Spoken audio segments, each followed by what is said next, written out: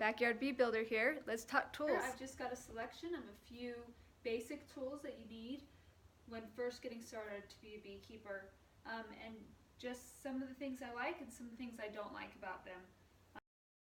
Let's start out with your brush. There's a couple different kinds of brushes. You have brushes with synthetic fibers and brushes with natural fibers. The bees tend to like the natural fibers better, but either one will work. But typically you do need a brush. It will help you get the bees off the frame and work in the hive.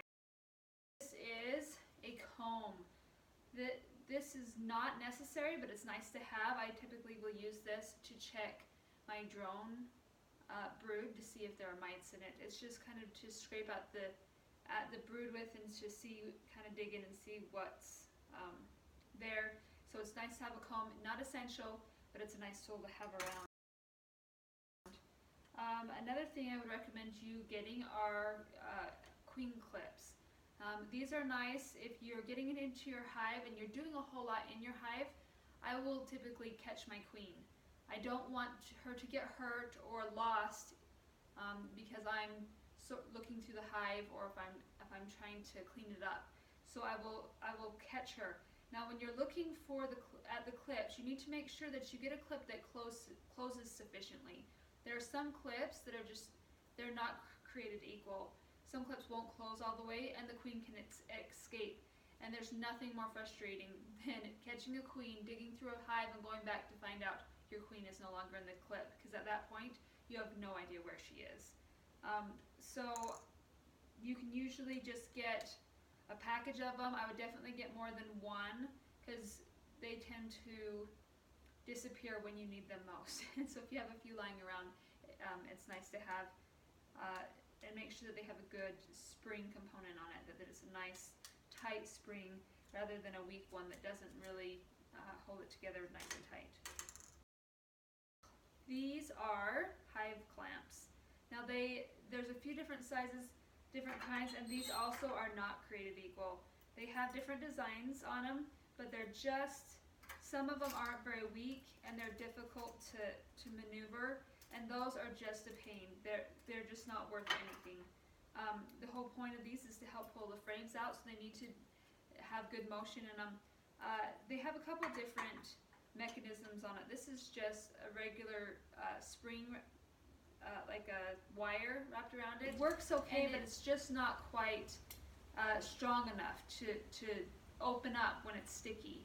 So this is actually the one I prefer. It's just got some regular springs on the side. It opens and closes really easy. It has these little nudges on the end that will grab the frame without, squishing too many bees, and so that is actually my preferred clamp to use in the hive.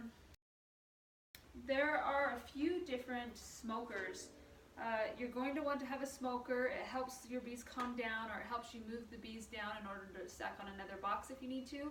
So it's important to have a smoker. They're all typically the same thing. There's not a whole lot of difference in them. I have several of them, and I don't really notice a difference in them. Some are made very small. They have ones that are about half this size, and I don't really understand the point of having a small smoker. If you know why, please comment below and let me know. But really, I would prefer to get the biggest smoker because I can pack it full of whatever I need to smoke, wood shavings or pine needles or whatever it might be, so that it doesn't go out quickly.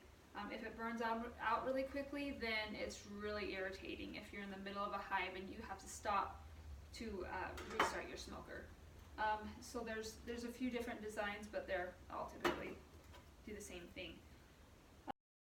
And now the most important tool, I think, is your Hive Tool.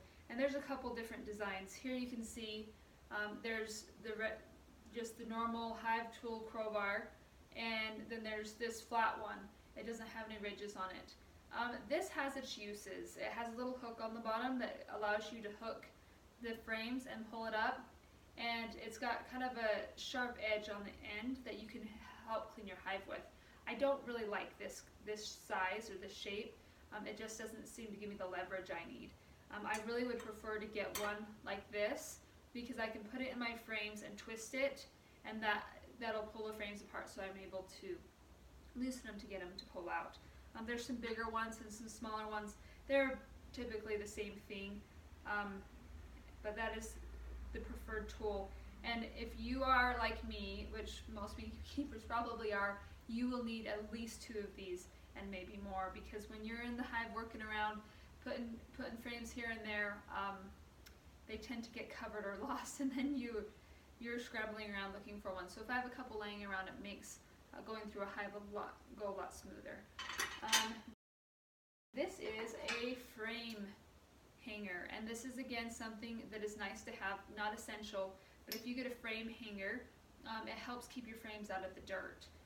Now my boxes are up on crates, and so I can just lean them up against the crate, but sometimes if there's a lot of bees on the frame, they can get squished, and so it's nice to have this. You hook this over the side of your hive, and then you're able to hang your frames on here, and this can hold 2 or 3 frames on here while you're trying to go through the box, and the bees can just hang there. They stay close to the box, so if they fall off the frame, they don't get lost, but they can still not get squished, have somewhere to hang.